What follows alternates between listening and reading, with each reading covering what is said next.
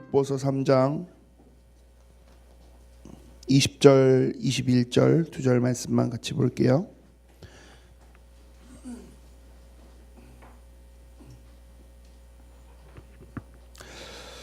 신약성경 제 성경은 322페이지에 있네요. 빌립보서 3장 20절, 21절입니다.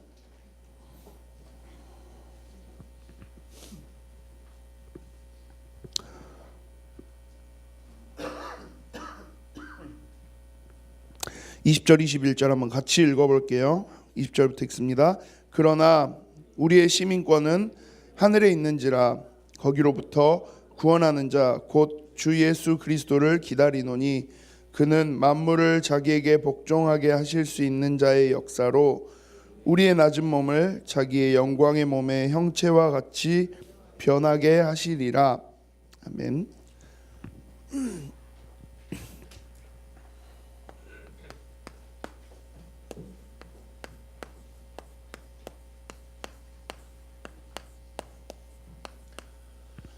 오늘 전도제자의 비밀입니다. 빌립보서를 통해서 사도 바울이 빌립보 교회에 계속 이야기하고 싶어하는 게 있어요. 그게 뭐냐?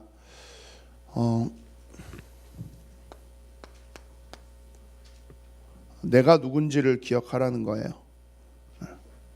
내가 여러분들 이름을 이야기하는 게 아니겠죠. 이거는 그냥 제일 쉽게 하면 여러분들의 정체성을 이야기하는 거예요. 내가 어떤 사람인지, 내 신분이 무엇인지 이걸 이야기해요. 정체성 그리고 신분이라는 개념은 뭐랄까요? 쉽게 변하지 않는 거예요. 심지어 절대 변하지 않는 것, 그게 뭐냐? 자녀로서의 정체성이에요. 자, 저는 저한테도 저를 낳아주신 아버지 어머니가 계시겠죠. 그러면 제가 조금 저희 아버지 어머니한테 굉장히 좀 많이 혼나면서 자랐었어요. 왜 혼났을까요? 뭐 말도 잘 안 들었을 거고 이래저래 사고도 되게 많이 쳤을 거고, 뭐 여러분들 뭐 몇 번 들으셨겠지만 공부도 썩 그렇게 많이 잘 하지 않았고, 심지어는 교회에서도 굉장히 막 이래저래 장난치면서도 그렇게 지냈었기 때문에 저희 어머니 아버지가 저 때문에 좀 골치를 많이 아파하셨어요. 근데 그럼에도 불구하고 사실 이건 변하지 않아요.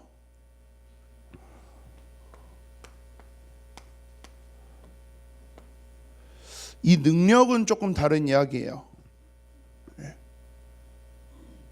제가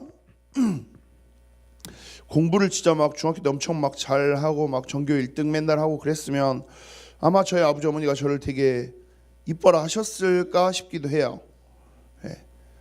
이래 말하면 좀 이상하구나. 뭐 안 이뻐한다라기보다는 그러니까 속 썩는 걸 좀 덜 하지 않으셨을까 싶어요. 근데 제가 영어를 9점을 맞고 집에 왔을 때도 그 성적표를 들고 왔어도 저희 어머니 아버지가 영어 9점, 수학 12점, 317등, 넌 망했구나, 너는 이제 내 아들이 아니야 라고 이야기하진 않았어요. 그냥 어떤 아들인 거예요. 이왕이면 우리 아들이 좀 공부 잘하는 아들이면 좋겠는데 공부는 진짜 못하는구나, 더럽게 못하는구나. 근데 뭐 어쩌겠어, 내 아들이 공부를 못하는데 이 아들이 공부를 잘할 수 있도록 어떻게 내가 도와주지? 그걸 고민하셨어요. 신분, 정체성이라는 말은 그 이야기예요. 우리는 우리 눈에 보이는 이 능력이라는 부분을 가지고 굉장히 우리 스스로를 많이 평가해요. 여러분들 자신을 뭐 벌써 그런지는 모르겠어요. 근데 흔히 말하는 세상적인 기준을 가지고 우리가 막 우리 자신을 많이 평가해요. 뭐 평가하는 거야. 뭐 어쩔 수 없겠죠. 잘생겼다, 못생겼다, 나는 왜 이렇게 생겼을까, 뭐 그거부터 시작해서 아마 여자 렘넌트들은 외모에 대한 그 되게 고민 많이 할 것 같아요. 남자 렘넌트들은 솔직히 별로 안 하잖아요. 그죠? 제가 봤을 땐 별로 하는 사람 없어요 지금.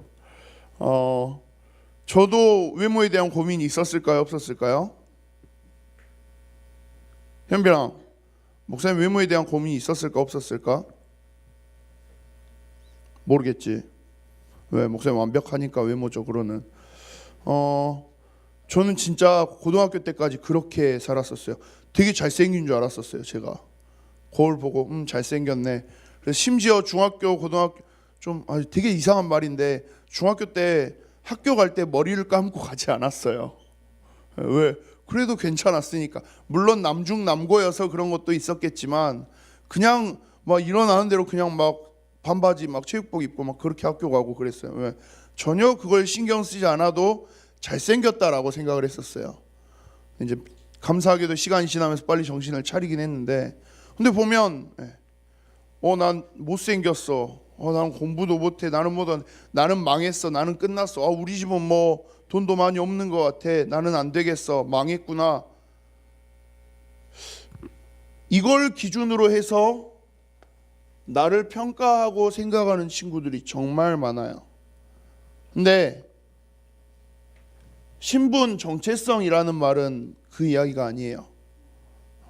여러분들 모습 그대로를 가지고 하나님은 뭐라고 이야기해요? 너는 내 아들이야. 그런데 너는 내 딸이야. 너는 내 자녀야. 내가 이 시대에 그래도 렘넌트로 부른 내가 선택한 사람이야 라고 하나님은 말씀하세요. 하나님, 나 공부 못하는데요. 공부 못하는 내 아들이야. 하나님, 저 능력이 없는데요. 능력 없는 내 아들이야. 하나님, 나 되게 못생긴 것 같은데요. 미안. 근데 좀 못생기긴 했는데 그래도 너 내 아들이야. 왜요? 여러분들의 상황과 능력, 여하와 관계없이 이건 그냥 하나님이 정해놓고 여러분들에게 주신 거예요. 근데 하나님이 주신 건 뒤로 밀어놓고 이거에 자꾸 우리가 목을 매요. 그러고 있다가 상처받고, 그러고 있다가 자존감을 무너뜨리기 시작하고, 나는 안 돼. 그런 친구들이 꽤 많이 요즘에 나타나는 것 같아요. 우리 예일교회 중고등부에는 별로 없겠지만 혹시 그런 친구가 있을 수도 있어요. 꼭 이거 하나는 기억하세요. 이 능력, 하나님은 이거 따지지 않으세요. 하나님은 한 번도 여러분들한테 능력을 요구한 적 없어요. 하나님 한 번도 여러분들한테 야, 뭐 대단한 걸 해내, 그러면 내가 도와줄게 라고 이야기하지 않으세요.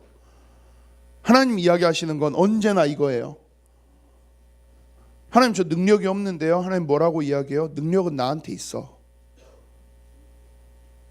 하나님, 저 힘이 없는데요. 힘은 나한테 있어. 그러니까 나 좀 봐라. 나랑 좀 같이 좀 있자. 나랑 좀 친하게 좀 지내자. 하나님 우리에게 이야기하시는 건 언제나 그거예요. 빌립보 교회 또한 어떻게 보면 마찬가지였어요. 이 빌립보서 성경을, 이 사도 바울의 편지를 받게 된 빌립보 교회도 보면 이 교회 안에 다른 복음을 이야기하는 사람들이 있었어요. 어떤 사람들이 있었냐? 두 종류의 사람이 있었던 것 같아요. 사도 바울이 빌립보서 3장을 통해서 쭉 이야기하는 내용들을 조금 추론해 보면 두 종류의 사람들이 있었던 것 같아요. 근데 극단적인 양극단에 서 있는 두 사람들이 있었어요. 뭐냐? 우선 하나는 율법주의자들이 있었어요. 율법주의자는 뭔 사람들이에요? 되게 머리 아프게 맨날 이제 따지고 드는 거죠. 야, 너 죄 지었어 안 지었어? 너 율법대로 계명대로 지켰어 안 했어? 너 율법에서 정한 대로 하나님이 정해놓은 그 모든 것들 다 지키면서 살았어 안 살았어? 그걸 따져요. 물론 당연히 율법을 지키면서 사는 건 우리에게 중요해요. 그런데 이 율법주의자들은 이걸 가지고 뭐까지 흔들어요? 이 정체성과 신분까지도 자꾸 흔들려고 그래요. 너 율법 안 지키네. 너 율법대로 안 자랐네. 너 하나님이 주신 계명 다 어기면서 살았네. 그래놓고 네가 무슨 구원을 이야기해. 그래놓고 네가 무슨 하나님을 이야기해. 넌 틀렸어. 넌 죄인이야. 너는 망했어. 넌 끝이야. 자꾸 이렇게 이야기하는 사람들이 있어요. 또 반대의 측면에는 조금 어려운 단어인지 모르겠어요. 방종하는 사람들이 있었어요. 방종한다라는 말이 뭐냐? 제일 쉽게 설명하면 그거예요. 예수님이 십자가에서 나를 구원하시고 나 구원받은 하나님의 자녀가 됐다고? 그럼 나는 이제 죄도 없고 난 죄인도 아니고 난 이제 천국 가는 거 다 정해졌다고? 좋네. 꿀이네. 그러면 이제 나는 내 인생 그냥 막 살아도 되는 거네. 그냥 막 뭐 맨날 사고 치고 다녀도 되고 술 먹고 내가 하고 싶은 거 다 하고 다녀도 되고 사람 때리고 다녀도 되고 심지어 사람을 죽여도 되고 뭐 내 마음대로 다 해도 되겠네. 왜? 예수님이 십자가에서 다 해결했다며. 뭐 인생 뭐 그냥 내 마음대로 다 해도 되는 거 아니야? 라고 이야기하는 정반대의 사람들이 있었어요. 그런데 이 정반대의 사람들이 빌립보 교회의 많은 사람들을 흔들기 시작한 거죠. 빌립보 교회 성도들 입장에서는 이러지도 저러지도 못하는 거예요.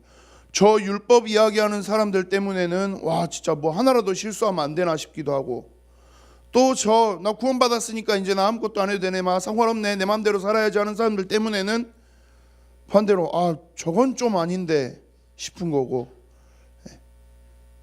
보면 여러분들이 봤을 영화는 아닌데 뭐 보면 밀양이라는 영화가 옛날에 있었어요.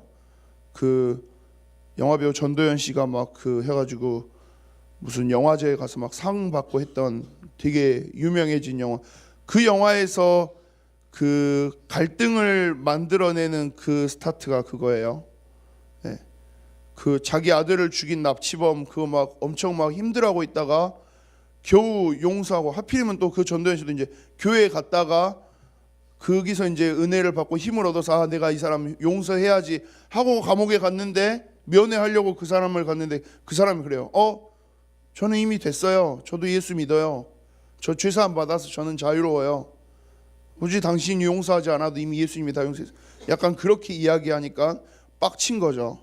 그래서 어마어마한 갈등이 터져 나온 뭐 그런 영화의 내용이 그런 내용이에요.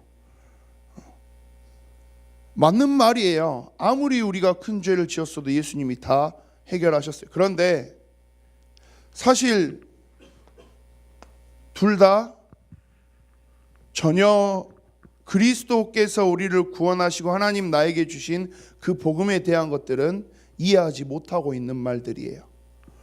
보면 율법주의자들은 이 율법에 얽매여 있느라고 정작 하나님과의 관계는 무시해요. 그래서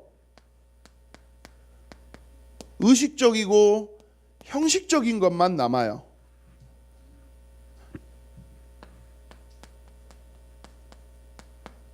하나님과의 관계는 신경 쓰지 않아요. 말라기라는 성경, 구약의 제일 마지막 성경이에요. 말라기서를 여러분들이 보시면 1장, 2장 이렇게 넘어가면서 하나님이 이스라엘 백성들에게 또 예배를 인도하는 제사장들한테 막 이렇게 화내시는 장면이 나와요. 거기서 왜 화내시느냐? 이스라엘 백성들이 항상 그래요. 하나님과의 관계는 내버려 두고 그냥 제사 지냈으니까 됐잖아요. 성전 지으라 해서 성전 지었어요. 그럼 됐잖아요. 우리 제사도 지내고 성전도 다 짓고 다 했는데 왜 하나님 우리한테 축복 안 해줘요? 하나님 이제 뭐 힘 없나 보네. 이스라엘 백성들이 그 이야기를 막 이렇게 해요. 하나님 앞에. 그러니까 하나님이 뭐라고 이야기하냐면, 이스라엘 백성들이 하나님 앞에 드리는 그 희생 제사를 하나님이 직접 뭐라고 이야기하냐면 똥이다라고 이야기해요. 말라기서 2장 3절에 보면 저 처음에 놀랐어요. 뭐지? 똥? 근데 하나님이 아예 딱 지명해서 이야기해요. 너희가 드리는 희생의 똥이다라고 이야기해요. 예배를, 하나님 앞에 드리는 거룩한 제사를 똥이다라고요. 왜요? 하나님이 이걸 이야기하시는 거예요.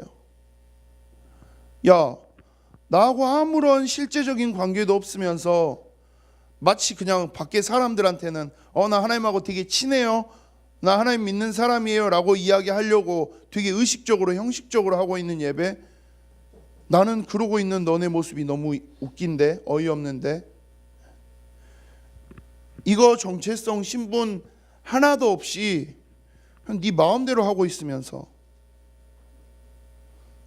그래서 사도 바울은 지금 그 이야기를 해요. 율법주의에 빠져 있는 것, 그거 좋을 거 하나도 없는데, 반대로 구원받은 하나님의 자녀가 되었으니까, 예수님이 내 십자가에서 모든 문제 다 해결하셨으니까 나는 이제 죄 없네, 난 앞으로 상관없네, 내 맘대로 내 인생 막 그냥 마음껏 살아도 되는 거네. 사도 바울은 그런 사람들을 향해서 뭐라고 이야기하냐면요, 빌립보서 3장 18절에 보면 이 사람들을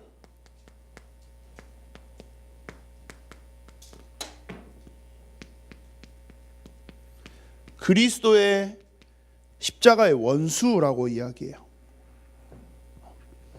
아니, 구원받은 하나님 자녀 되고 예수님이 십자가에서 모든 문제 해결하셨다 해서 난 그 말 듣고 하는 건데 왜요? 우리 고난주간 함께 하면서도 잠깐 이야기를 드렸지만요, 예수님이 내 죄를 해결하기 위해서 십자가에 지셨다, 그 십자가에서 고난 당하시고 채찍질 당하시고 창에 찔리시고 모든 물과 피를 다 흘리시고 죽으셨다,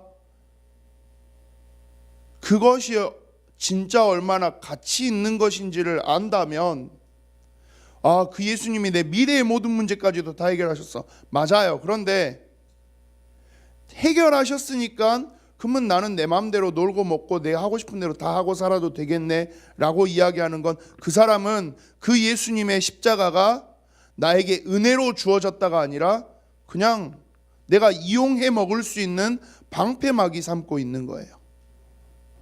그래서 진짜 믿음으로써 예수 그리스도를 고백하고 십자가의 그 은혜를 기억하고 있는 사람이라면, 하나님, 예수님 나를 위해서 지셨던 그 십자가 너무 감사해요, 그 십자가 나를 위해서 하나님 주신, 예수님이 주신 그 은혜, 그 사랑 내가 조금이라도 맞춰가면서 살게요 라고 해야 정상이에요. 다 했네요, 땡큐, 고마워요, 아싸. 그렇게 가고 있는 사람은 애초에 그리스도의 십자가를 향한 진정한 믿음을 가지고 있을 수 있는 사람이 아니라는 거죠. 심지어 사도 바울은 원수다라고 이야기해요. 왜요? 예수님을 계속해서 십자가에 못 박아야 하는 그 죄를 마치 당연한 것처럼 여겨요. 예수 그리스도의 십자가의 그것을 전혀 감사함으로 누리고 있지 않는 거예요. 하나님의 은혜로 가지고 있는 게 아니라 내 인생 그냥 내가 놀고 먹기 편하기 위해서 이용해 먹고 있는 것뿐이에요. 그래서 사도 바울이 빌립보 교회 안에 있는 이 다른 복음으로 들어와 있는 이 두 가지를 철저하게 어떻게 보면 경고하는 게 빌립보서 3장의 내용들이에요. 그런데 그 속에서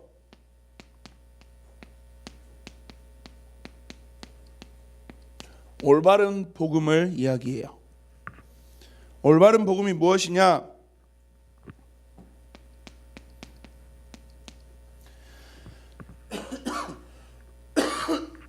오늘 저희가 읽지는 않았는데요, 3장 7절부터 9절에 보면, 그러나 무엇이든지 내게 유익하던 것을 내가 그리스도를 위하여 다 해로 여길 뿐더러 모든 것을 해로 여김은 내 주 그리스도 예수를 아는 지식이 가장 고상하기 때문이라. 내가 그를 위하여 모든 것을 잃어버리고 배설물로 여김은 그리스도를 얻고 그 안에서 발견되려 함이니 라고 이야기해요.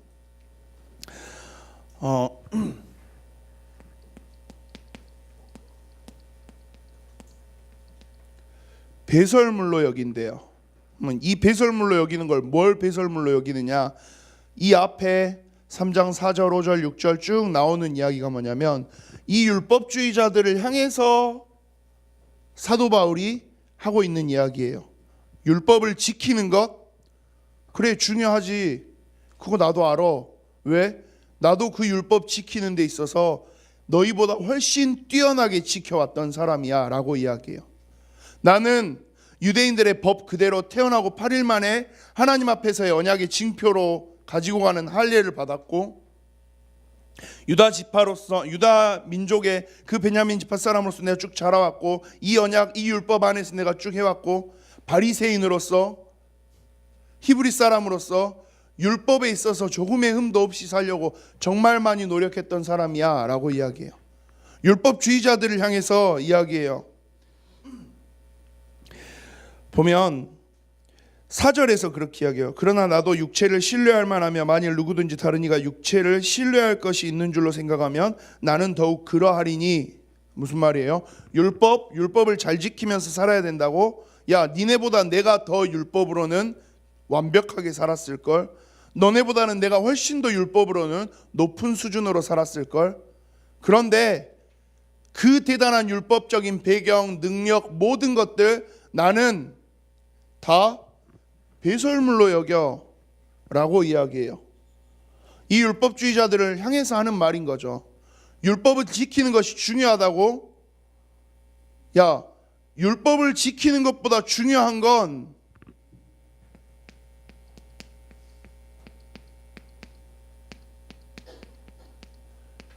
그리스도 안에 있는 것이야 라고 이야기해요. 그리스도 안에 있지도 않으면서 예수 그리스도에 대한 그 이 귀중한 복음을 알지도 못하면서 율법만 지키고 있는다고? 야, 그건 배설물인데,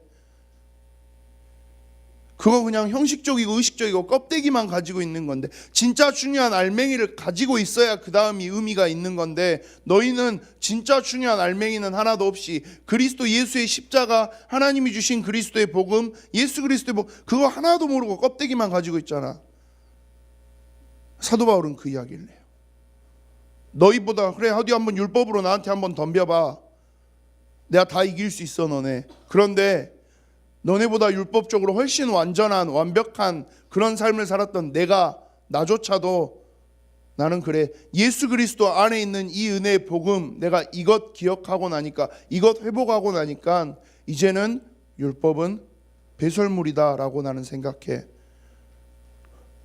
이 빌립보 지역 안에 있는 율법주의자들 입장에서는 할 말이 없는 거죠. 왜요? 나보다 더 율법에 있어서 완벽했던 저 바울이라는 사람이 그리스도 예수가 중요하지 율법이 중요하냐라고 이야기하는 거예요. 그리스도 예수가 율법보다 먼저 된다라고 이야기하는 거예요. 할 말이 없는 거죠. 그러면서 마지막으로 9절에서 내가 가진 의는 율법에서 난 것이 아니요 오직 그리스도를 믿음으로 말미암은 것이니 그 믿음으로 하나님께로부터 난 의다라고 이야기해요.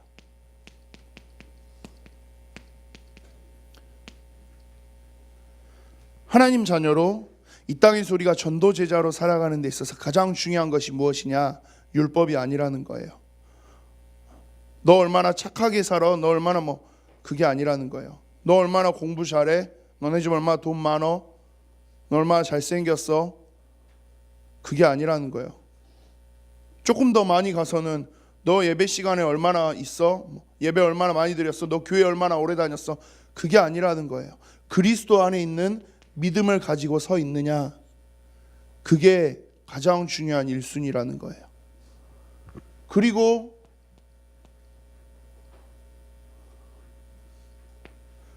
그 다음 복음에 대해서 다시 한번 이야기해요. 12절부터 14절에 보면 내가 이미 얻었다 함도 아니요 온전히 이루었다 함도 아니라 오직 내가 그리스도 예수께 잡힌 바 된 그것을 잡으려고 달려가노라. 형제들아 나는 아직 내가 잡은 줄로 여기지 아니하고 오직 한 일 즉 뒤에 있는 것은 잊어버리고 앞에 있는 것을 잡으려고 표대를 향하여 그리스도 예수 안에서 하나님이 위에서 부르신 부름의 상을 위하여 달려가노라 라고 이야기해요. 자, 이 말씀은 이 자기 마음대로 사는 방종하는 자들을 향해서 하고 있는 이야기인 거죠. 야, 예수님이 다 모든 문제 해결하셨으니까 이제 네 마음대로 살 거라고? 아니, 예수 그리스도의 십자가로 구원받은 우리는, 하나님의 사람들은 이제는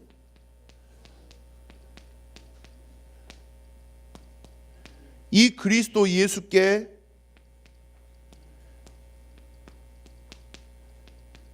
잡힌 바 되어서 살아야 돼 라고 이야기하는 거예요. 예수님한테 잡혔다, 이래 잡혀서 다 죽는다, 그런 이야기가 아니죠.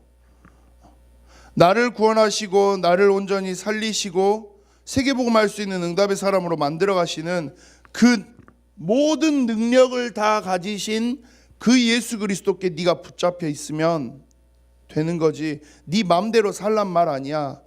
네 인생의 주인 네가 되어서 내 인생 내 맘대로 이제 실컷 즐기면서 살아야지, 그 말이 아니라는 거예요. 사단의 손에 있던 너희를 꺼내어 주신 예수 그리스도의 손에 붙잡힌 바 되어서 그 하나님이 너희를 위해서 원하시고 계획하시는 것, 그걸 이루기 위해서 살아가야 돼 라고 이야기해요. 그래서 하나님이 주실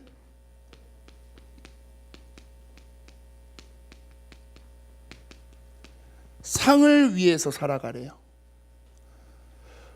구원받은 하나님의 자녀가 됐어요. 예수 그리스도를 영접하고 하나님의 자녀가 됐나? 이제는 무엇을 위해서 살아야 될까요? 하나님이 나에게 주실 그 상급을 위해서 살아가라는 거예요.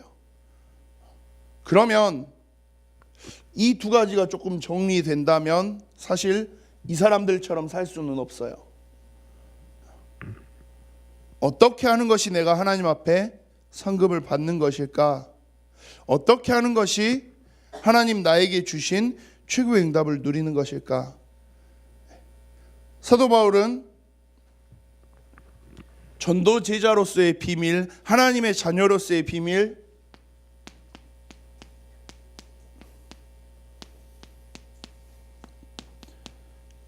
이 말로써 정리를 해요. 그리스도 안에서 살아가래요. 그리스도 안에 있는 비밀을 가지고 살아가래요. 그래서 먼저 하나님이 우리에게 이 그리스도 안에 있는 비밀을 가진 사람들에게 주는 축복이 무엇이냐?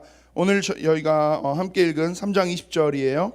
그러나 우리의 시민권은 하늘에 있는지라 라고 이야기해요.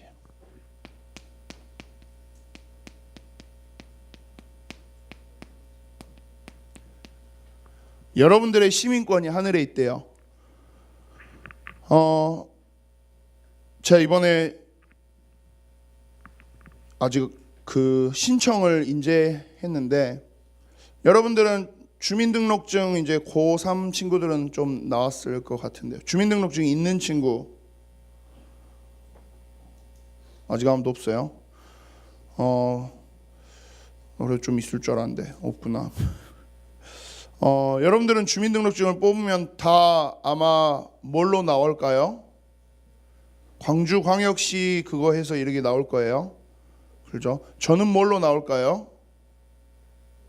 제 주민등록증은 뭘로 나와 있을까요? 저는 무안 군수 찍혀서 나와요. 제 주소지가 무안으로 돼 있었기 때문에.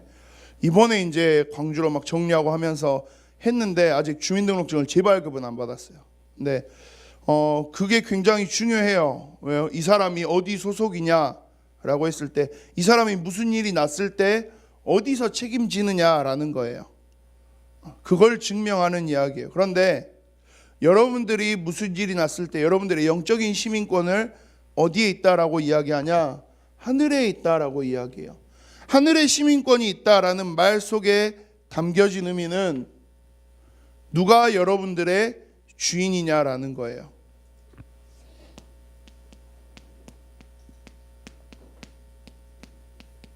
하나님이 나의 주인 되신다라는 거예요. 그리스도 안에서 살아라. 그리스도 안에서 사는 게 뭔데요? 하나님이 너의 주인이야. 그 사실을 기억해. 사도 바울이 하고 있는 이야기는 그거예요. 그러면 그 그리스도 이름 얼마나 대단하길래요. 하나님이 우리의 주인 되시는 그 모든 일들을 이루어지도록 만든 실제적인 장치가 그리스도 이름이에요. 그런데 그 그리스도 이름이 얼마나 대단하냐?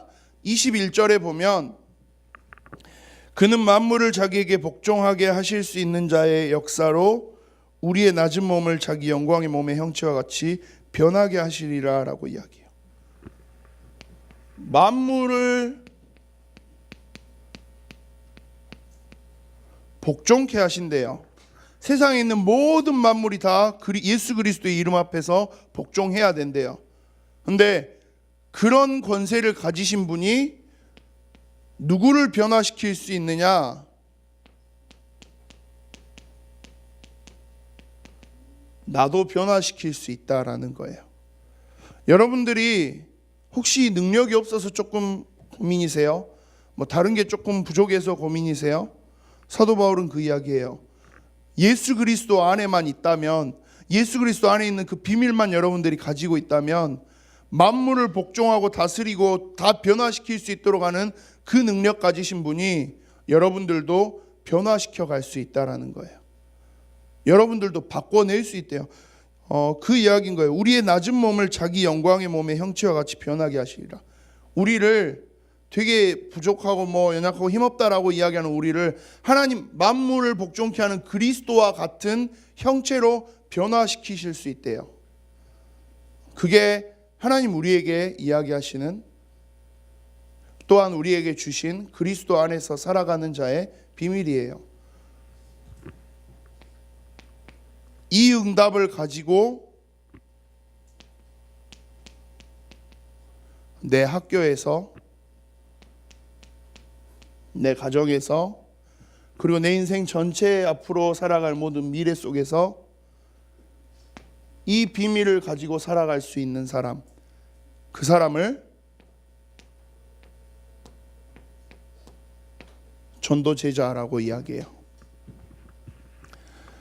꼭 기억하세요. 여러분들의 신분, 정체성, 하나님이 여러분들을 이렇게 불렀어요. 하나님이 나를 이렇게 불렀어요. 그리스도 안에 있는 비밀만 기억하고 누리고 있으면 돼요. 이걸 위해서 이 과정을 여러분들이 확인하도록 하게 하고 싶어서 예배하는 거예요. 이 과정을 여러분들 삶 속에서 놓치지 않게 하고 싶어서 기도 수첩하는 거예요. 이 과정을 여러분들이 조금 더 집중해서 할 수 있도록 만들어 주려고 신학원도 해요. 또 방학하면 렘넌트 스쿨도 해요. 이 속에서 부족하고 연약한 나의 수준이 아니라 세계복음화를 하고 살릴 수 있는 나의 수준으로 바꿔가시는 그림을 하나님이 보여주고 싶어 해요. 그 그림을 보여줄 수 있는 자리를 위해서 세계 렘넌트 대회도 해요. 렘넌트 대회 왜 가요? 사람 많이 오니까 가죠. 가면 잘생긴 사람도 있는 것 같고요, 무슨 뭐 이쁜 사람도 있는 것 같고, 그거 말고요, 그 속에서 하나님이 나를 렘넌트로 부르셔서 이 전 세계 수많은 전도자들과 같이 나 또한 응답의 사람으로, 증인의 사람으로 만들어 가시겠구나. 그 그림을 여러분들이 발견해 나가실 수 있으면 돼요. 한 주간 나를 전도 제자로 부르신 그러한 나에게 하나님이 주신 최고의 비밀, 예수 그리스도 안에서 살아가는 것, 예수 그리스도 안으로 나의 삶을 바꿔나가는 것 도전해 보시고 기도할 수 있는 그런 우리 중고등부 모든 렘넌트들 되기를 소망합니다. 기도합니다. 살아계신 하나님, 나를 하나님의 자녀 삼으시고 나를 이 시대 살릴 수 있는 귀중한 전도 제자로 부르심을 감사합니다. 나에게 주신 그리스도 예수 안에 있는 놀라운 비밀 온전히 누리고 나의 것으로 삼아서 현장을 향해 도전하며 나아가는 우리 모든 중고등부 렘넌트들 되어주도록 주님 역사하여 주시옵소서. 율법이 아니라, 방종이 아니라 하나님 주신 올바른 복음 가지고 그리스도 안에서 그리스도 예수께 잡힌 바 되어서 하나님이 주실 놀라운 상급을 향해서 나아갈 수 있는 우리 예교회 중고등부 모두가 되어줄 수 있도록 축복하여 주시옵소서. 감사를 드립니다. 살아계신 주 예수 그리스도 이름으로 기도드립니다. 아멘.